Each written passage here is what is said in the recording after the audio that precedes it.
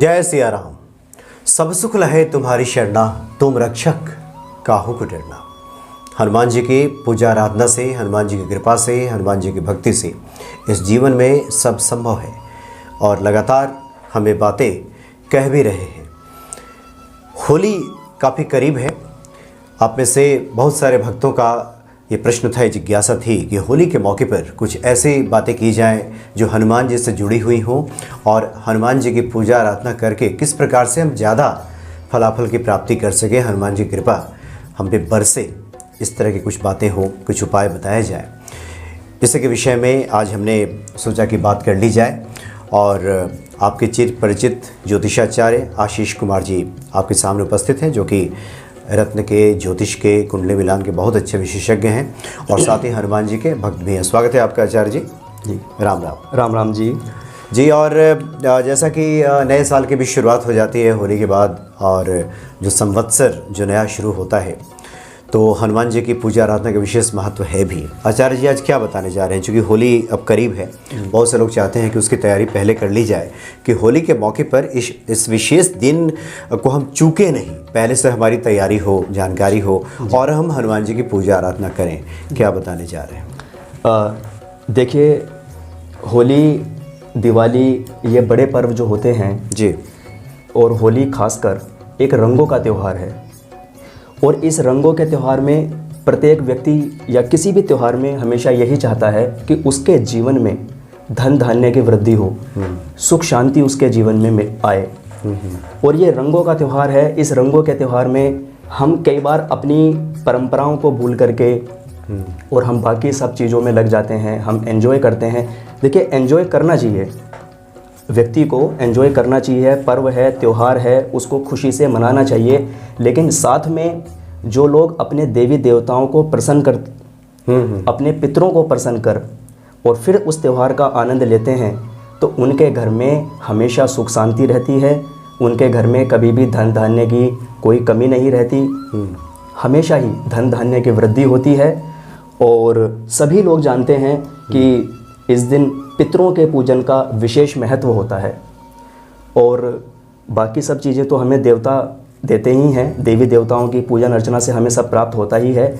लेकिन विशेष रूप से धन और वंश की जो वृद्धि कराते हैं वो हमारे पितृ कराते हैं। और होली पर हनुमान जी की पूजा का भी विशेष महत्व बताया गया है, क्योंकि अगर हम हनुमान जी की पूजा करते हैं तो आप सभी लोग जानते हैं कि आत्माओं को मुक्ति दिलाने वाले भी हनुमान जी को ही माना जाता है विशेष रूप से। और ऐसे त्यौहार पे, होली पर, दिवाली पर बहुत सारे लोगों के ये प्रश्न भी आते हैं कि इस समय पे बहुत ज़्यादा जादू टोना टोटका या ऐसी नेगेटिव चीज़ों का, बुरी चीज़ों का बड़ा प्रभाव होता है और उनसे लोग प्रभावित हो जाते हैं, जिससे पूरे साल में जो वो अर्जित करते हैं, जो भी उनको पूरे साल में फलाफल मिलता है, वो सब निष्फल हो जाता है। लोग परेशान हो जाते हैं, विशेष प्रकार के लोग, क्योंकि सभी लोग जानते हैं आजकल व्यक्ति अपने दुख से दुखी नहीं है, दूसरों के सुख से ज़्यादा दुखी हैं।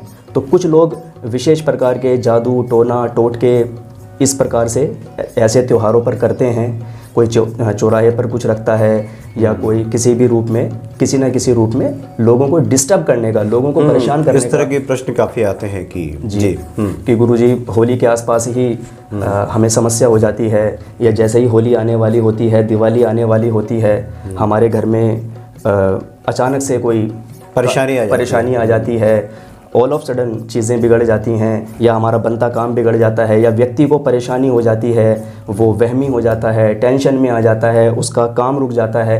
इस प्रकार के बहुत सारे हमारे पास में फ़ोन कॉल भी आते हैं, लोग पूछते भी हैं कि इस तरीके की समस्या आ जाती है। तो होली वाले दिन सबसे पहले मैं यही बताना चाहूँगा कि होली का दहन के बाद में, जैसे ही होली का दहन हो उसके बाद में व्यक्ति अपने घर में पूजा स्थल में एक लाल कलर का आसन बिछाए, हनुमान जी के समक्ष एक घी का दीपक लगाए, उनको लाल रंग के फूल अर्पित करे और 21 बार हनुमान चालीसा का पाठ करे। विशेष रूप से 21 बार हनुमान चालीसा का पाठ करे और जो भी उसकी विश है वो अपनी विश मांगे, यानी जो भी उसकी प्रार्थना है, जो भी वो कार्य हनुमान जी से सिद्ध कराना चाहता है इस होली जैसे पर्व पर, क्योंकि रंगों का त्यौहार है, हनुमान जी की आराधना करके, हनुमान जी की पूजा अर्चना करके उसके जीवन में भी रंग भर जाए और उसका जीवन खुशियों से परिपूर्ण हो जाए। यदि वो इस प्रकार हनुमान जी की पूजा करता है और 21 बार हनुमान चालीसा का पाठ करता है और अपनी मनोकामना मांगता है तो उसका अवश्य ही कार्य सिद्ध होता है। यानी ये होलिका दहन के दिन, होली यानी फाल्गुन मास का जो पूर्णिमा है, पूर्णिमा के दिन होलिका दहन होता है। बिल्कुल। तो आप होलिका दहन करके जब घर लौटें जी, तो स्वच्छ होकर के, जैसा कि आपने कहा कि लाल आसन बिछाकर हनुमान जी के सामने बैठ जाएं, बिल्कुल, और घी का दीपक जला लें जी, लाल फूल हो आपके पास तो अर्पित करें हनुमान अर्पित जी करें, जी, या जी। लाल कलर के फूल का हार पहना दें, माला पहना दें। और हनुमान जी को चमेली का तेल और सिंदूर भी अर्पित कर सकते हैं, यानी चोला चढ़ाना जिसको कहते हैं, चोला चढ़ा सकते आप, यानी उस विशेष दिन को चोला चढ़ाएं, विशेष दिन को आप चोला चढ़ाएं और एक लाल कलर का आसन लगा करके बैठें और विशेष रूप से 21 बार आप भावपूर्ण होकर के हनुमान चालीसा का पाठ करें। और जो भी आप चाहते हैं इस पर्व पर, या आप पूरे साल आपने हनुमान चालीसा का पाठ किया, या बहुत सारे लोग ये बोलते हैं कि हम हनुमान जी की बहुत पूजा आराधना करते हैं, हनुमान चालीसा भी पढ़ते हैं, बजरंग बाण भी पढ़ते हैं, उनको फल नहीं मिलता। इस विशेष दिन, होली वाले दिन, यदि वो इस प्रयोग को करते हैं और हनुमान जी के समक्ष जाकर के हनुमान चालीसा का पाठ करते हैं, हनुमान जी का पूजन करते हैं, तो उनको अवश्य ही लाभ मिलेगा और इस रंग के पर्व में उनके जीवन में भी खुशियाँ और रंग भर जाएगा। और जी बिल्कुल, क्योंकि कुछ जो विशेष दिन होते हैं, खास करके जिस वक्त ग्रहण लगा हो, होली दिवाली का मौका हो, नवरात्र का मौका चल रहा हो, तो विशेष दिन में पूजा पाठ का जो फल है वो कई गुना बढ़ जाता है, उसमें ज़्यादा मिलता है। तो यानी होलिका दहन के बाद आप हनुमान जी की पूजा आराधना करें तो निश्चित तौर पे जो भी आपका रुका हुआ अटका हुआ काम है उसमें लाभ मिलेगा, फलाफल की प्राप्ति होगी और जीवन सच में रंगों से भर जाएगा। बिल्कुल, क्योंकि पूर्णिमा का दिन होता है जी, चंद्रमा अपने पूरे प्रभाव पे होता है, रोशन दिन होता है, तो आपका जीवन भी रोशन हो जाता है, खुशियों से भर जाता है। और कितनी अच्छी बात है कि आप होली अगले दिन खेलने के पहले हनुमान जी की पूजा आराधना पहले जी जान लगाकर करें, उनके सामने अपनी प्रार्थना रखें, पूजा आराधना करें, सो जाएं और जब अगला सूर्योदय हो उसके बाद फिर आप रंगों से होली खेलें। जीवन मंगलमय होगा और जो नया साल की शुरुआत जो हिंदुओं का हमारे जो नए साल की शुरुआत होती है, ये नया साल मंगलमय होगा जी। आचार्य जी, अगर इस तरह का काम किया जाए तो बिल्कुल बहुत बढ़िया आपने उपाय बताया। और कुछ बता रहे हैं जी। और जिन लोगों को इस समय पे विशेष रूप से परेशानी होती है या जिन लोगों को डर लगता है, जैसे ही होली आती है, पिछले काफ़ी जो होली के पर्व बीते हैं उनमें उन्होंने ये महसूस किया है कि जब भी होली आती है या होली से पहले उनकी तबीयत ख़राब हो जाती है, या उनके मन में एक डर और एक बेचैनी सी हो जाती है, या उनका काम डाउन हो जाता है, या उनको जादू टोना टोटका मसान विद्या इस तरीके की जो नेगेटिव चीज़ें होती हैं उसका भय जो सताता है, या डर लगता है, जिनको लगता है कि वो इसके प्रकोप से ग्रसित हो जाते हैं, उन लोगों के लिए मैं एक विशेष प्रयोग बताने जा रहा हूँ। वो इस प्रयोग को होलाष्टक से पहले, जस्ट होलाष्टक से पहले, क्योंकि होली से 8 दिन पहले होलाष्टक शुरू हो जाते हैं, उससे जस्ट पहले, यानी होलाष्टक से पहले ये 11 मार्च को शायद होलाष्टक शुरू हो रहा है ना, 10 मार्च को, 10 मार्च से होलाष्टक शुरू हो जाएगा। उससे पहले है ना, उससे पहले जो भी मंगलवार पड़ता है होलाष्टक से पहले, उसमें एक अनंत मूल की जड़ ले लें। अनंत मूल की जड़ को कच्चे दूध गंगा जल से शुद्ध करके एक लाल रंग के ताबीज में सिल ले उसको जी, या फिर एक तांबे के ताबीज में भर लीजिए।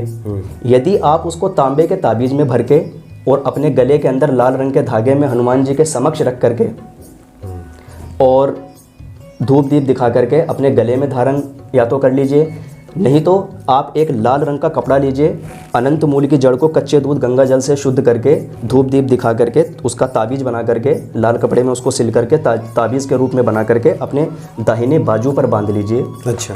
और उसके बाद में जो प्रयोग अभी हमने बताया है कि आप हनुमान जी की पूजा कीजिए, रंगों का त्यौहार है, आप खूब एंजॉय कीजिए, सबके साथ होली खेलिए।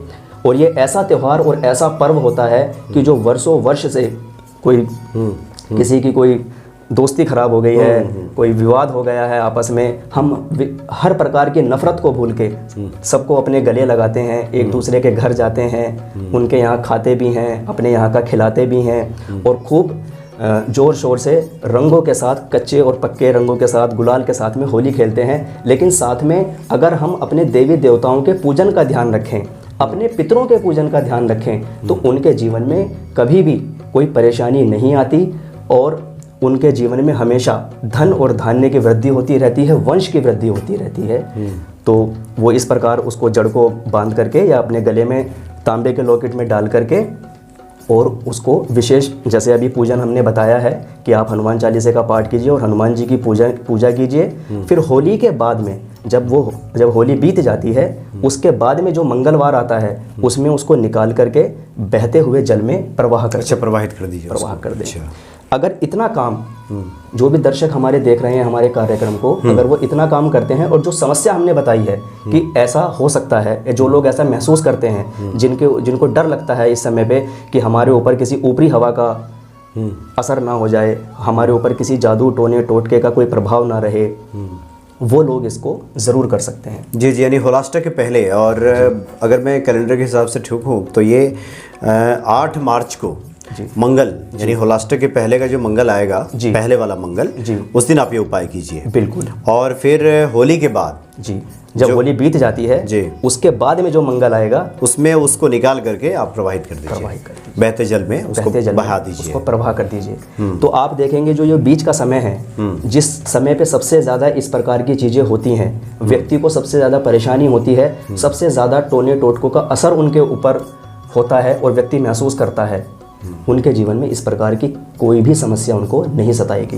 यानी कोई भी निगेटिविटी, चूँकि आचार्य जी आपने बताया भी कि होली के मौके पर कई तरह के जो लोग प्रयोग कर देते हैं कई बार जी, उस तरह के प्रयोग आप पे हावी नहीं होंगे जी, आप पे असर नहीं डालेंगे जी, और आपके जीवन में सकारात्मकता बनी रहेगी और हनुमान जी की कृपा निश्चित तौर प्राप्त होगी। तो 2 जो उपाय हैं बड़े बहुमूल्य उपाय हैं जी, इसको आप जरूर करें और हर व्यक्ति को करना चाहिए। खास करके हनुमान जी की पूजा आराधना, जो हनुमान जी के भक्त हैं वो तो चाहते भी हैं कि कोई जानकारी मिल जाए कि उस दिन विशेष पूजा हम हनुमान जी की करें। ऐसे लोगों की तो तलाश रहती है ऐसे उपायों की।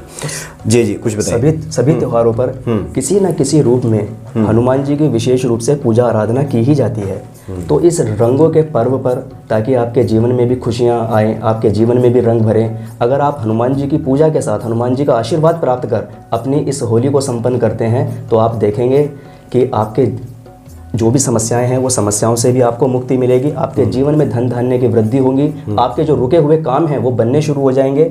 और होली पर जो ये नेगेटिविटी आती है, जो अभी चीज़ें आपको बताई हैं, जो ये परेशानियां आती हैं, इस प्रकार की कोई भी परेशानी आपको नहीं सताएगी। जी, बहुत बढ़िया। और आचार्य जी, आपने कहा भी था जी, दर्शकों से, भक्तों से, ये आपने वादा भी किया था कि हर बार कुछ ना कुछ टिप्स आप बताएंगे, तो आज क्या बताने जा रहे हैं? जी देखिए, टिप्स तो मैं आपको अवश्य ही बताऊंगा, लेकिन एक चीज़ मैं और बताना चाहता हूँ जी। होली और दिवाली, इन जैसे बड़े पर्वों पर आप लोग अपने पितरों का भी जरूर पूजन करें, अपने पितरों को भी अवश्य याद करें।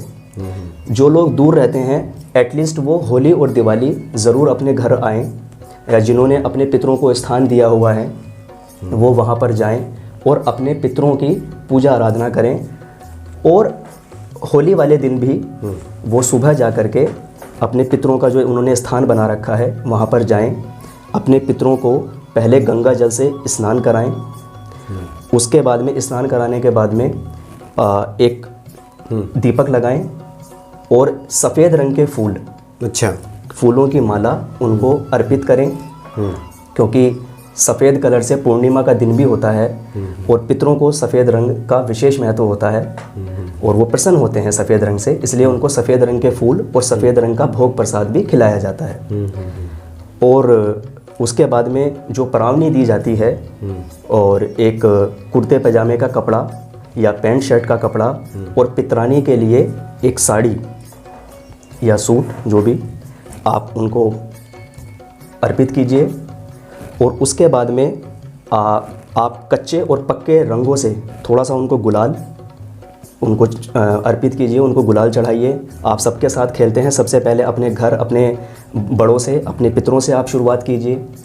उसके बाद में अग्नि में अग्नि को कपूर दिखा करके और साथ में लौंग को, एक लौंग का जोड़ा, जितने भी घर के मेंबर हैं, बेटे हैं, बहुएं हैं, व्यक्ति हैं, वो सभी अपने अपने हाथ से अग्नि को कपूर दिखा करके एक गाय का उपला लें, उस पर कपूर दिखा करके अग्नि प्रज्वलित करें और उसमें सभी लोग अपने हाथ से एक एक लौंग का जोड़ा अर्पित करें। अच्छा, उसमें डाल दें। जो खीर का प्रसाद, क्योंकि खीर के प्रसाद का, सफ़ेद रंग के प्रसाद का विशेष महत्व होता है। खीर से सफ़ेद रंग की होती है तो उससे पितरों की आत्मा तृप्त होती है। ठीक है। और खीर के प्रसाद का भोग लगाएं, एक एक लौंग का जोड़ा चढ़ाएं। और जो भी आप अपने घर में खाने के लिए बनाते हैं, जैसे बहुत सारे चीज़ें बनती है, गुंजिया बनती हैं, और जो भी आपके घर में आप अपने लिए बनाते हैं या जो आपके पितरों को पसंद हो, वो आप थोड़ा थोड़ा करके भोग के रूप में उनको अर्पित करें। माथा टेक करके आशीर्वाद लें। और जो लड़कियां हैं वो ना करें, लड़कियां अपने पितरों को पूजें अपने घर जा कर के। जो बहुएं हैं घर की, बेटे हैं, आदमी हैं, वो लोग अपने पितरों की ज़रूर अवश्य ही पूजा करें, उसका फल उनको ज़रूर मिलेगा। दूसरा, जब बहुएं इस पूजा को करें तो अपना चेहरा दिखा करके ना करें, यानी कि वो घूंघट या सर पे पल्लू लेकर के उनका चेहरा, उनके जो पितर हैं, जो उनके बड़े हैं, जो पूर्वज हैं, उनको नहीं दिखाया जाता। तो वो अपना सर ढक करके ही इस पूजा को करें। जब घर के बेटे, आदमी यानी मर्द और बहुएं इस पूजा को करेंगी और उनके ऊपर पितरों का आशीर्वाद होगा, क्योंकि आप अपने किसी भी शुभ काम से पहले या होली दिवाली जैसे बड़े पर्व पर हम खुशियाँ मनाते हैं, लेकिन अगर हम उन खुशियों को अपने पितरों के साथ शेयर करते हैं और सबसे पहले हम उनका आह्वान करते हैं, अपने पितरों को पूजते हैं, क्योंकि मैंने आपको पहले ही बताया है बाकी सब चीज़ें देवी और देवता देने वाले हैं, लेकिन धन और वंश की जो वृद्धि हमें कराते हैं वो हमारे पितर कराते हैं। तो यदि आप अपने पितरों को जल से स्नान करा के, एक दीपक लगा करके, और जैसे हमने बताया है कपूर को अग्नि के साथ दिखा करके, एक एक घी में भिगो करके एक एक लौंग का जोड़ा और खीर के प्रसाद का भोग लगाते हैं, और जो आपने अपने घर में बनाया है उनका भोग लगा करके आप माथा टेक करके उनका आशीर्वाद प्राप्त करते हैं और उनको परावनी देते हैं। यानी कि जो मेल हैं उनके लिए एक पैंट शर्ट का या कुर्ते पजामे का या धोती कुर्ता, और जो पितरानी हैं उनके लिए एक साड़ी आप चढ़ाते हैं और फिर बाद में आप उनको किसी को दान करते हैं। अगर आप ऐसा करते हैं तो इससे आपको, जो आपके पितर हैं वो प्रसन्न होते हैं, उनकी आत्मा तृप्त होती है और वो आपको आशीर्वाद देते हैं। जिन लोगों को काम में सफलता नहीं मिलती, जिनको संतान का सुख नहीं मिल पा रहा है, या कोई उनके जीवन में खुशियाँ नहीं आ रही हैं, या लड़कियों का विवाह नहीं हो पा रहा है, 4-4, 5-5 बच्चे हैं और उनके लगभग सभी बच्चे जो हैं, 2-3 बच्चे जो हैं विवाह के लिए तैयार हैं, लेकिन जो सबसे बड़ा है घर में उसी का विवाह कहीं बैठ नहीं पा रहा है, किसी भी प्रकार की विवाह की बाधा है, या कोई काम में रुकावट है, या धन और वंश से रिलेटेड यानी वंश नहीं चल पा रहा है, उनको पुत्र की प्राप्ति नहीं हो पा रही है, अगर वो इस प्रकार से होली दिवाली पर, किसी बड़े पर्व पर सबसे पहले अपने पितरों को पूजते हैं, खासकर होली पर, तो उनके जीवन में इस प्रकार की जो समस्याएं हैं वो दूर हो जाती है और उनके सभी कार्य सिद्ध होते हैं। घर के अंदर सुख, शांति, धन और वंश की वृद्धि होने लगती है। अगर आप इस प्रकार इस होली को संपन्न करें, इस रंगों के त्यौहार में अगर आप अपने जीवन में भी रंग भरना चाहते हैं तो आप सर्वप्रथम हनुमान जी का पूजन कीजिए, उनकी धोख दीजिए, फिर उसके बाद अपने पितरों की धोख दीजिए, और जैसे हमने ये प्रयोग बताए हैं आप ये कीजिए, आपको अवश्य ही लाभ होगा। जी जी, तो बहुत बढ़िया, ये बहुमूल्य सब उपाय है। आप होली के पहले ये करके देखिए, निश्चित तौर पे आपको लाभ मिलेगा और हनुमान जी कृपा प्राप्त होगी। अब जैसा कि आपने बताया, हम अपने दर्शकों के लिए कोई ना कोई टिप्स देते हैं जिससे उनके जीवन में जो रुके हुए कार्य हैं वो सिद्ध हों, या उस जानकारी को वो प्राप्त करते हैं, और जब अपने डेली रूटीन में उसे फॉलो करते हैं तो धीरे धीरे करके वो देखते हैं कि उनके जीवन से जो छोटी मोटी परेशानियां हैं वो ऐसे ही दूर हो जाती हैं। आपने देखा होगा कुछ लोगों को बहुत से ज्योतिष आचार्य लोग बताते हैं, या जो खुद थोड़ी बहुत जानकारी ज्योतिष में रखते हैं, कहीं पढ़ लेते हैं या देख लेते हैं, और उनको पता है विशेष रूप से कि राहु ग्रह से संबंधित उनको परेशानी आ रही है, राहु की वजह से उनका जो काम है वो बन नहीं पा रहा है, या उनके काम में रुकावट आ रही है, या किसी भी प्रकार से उनके जीवन में समस्या चल रही है, तो वो लोग ये ध्यान रखें कि जब भी वो भोजन करें, यदि वो राहु की परेशानी से ग्रसित हैं, उससे गुजर रहे हैं, या उनका राहु खराब है और राहु की महादशा उनके ऊपर चल रही है और राहु की दशा से या राहु के खराब होने की वजह से परेशानी है, ऐसे व्यक्ति अपने घर में, रसोई घर में बैठ के ही भोजन करें। ऐसा यदि वो लगातार करते हैं तो काफ़ी हद तक राहु का प्रभाव कम हो जाएगा, राहु को शांति मिलेगी और उनके जीवन में भी शांति आएगी और राहु से संबंधित जो परेशानियां हैं वो उनकी दूर हो जाएंगी। अच्छा, मतलब राहु से परेशानी आ रही है तो रसोई घर में भोजन कीजिए, किचन में बैठिए और वहीं खाना खाइए, वहीं पे आप खाना खाइए। अच्छा। अब राहु जिनका खराब होता है उनके सिम्टम्स क्या होते हैं, उनको परेशानी क्या होती है, कैसे आप जाने कि हमारा राहु खराब है। जिस व्यक्ति का राहु खराब होता है उसकी मानसिक स्थिति काबू में नहीं रहती। अच्छा। ऐसे व्यक्ति वहमी हो जाते हैं।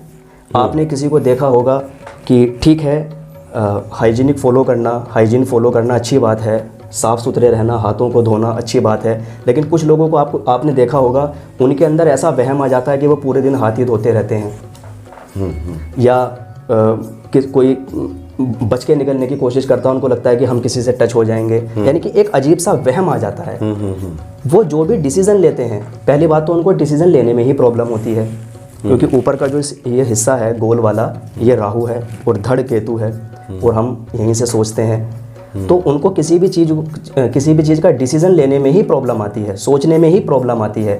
और यदि वो सोचते हैं तो वो हमेशा रोंग ही डिसीज़न लेते हैं, जिसकी वजह से उनके अधिकतर काम अधूरे रह जाते हैं और ख़राब हो जाते हैं।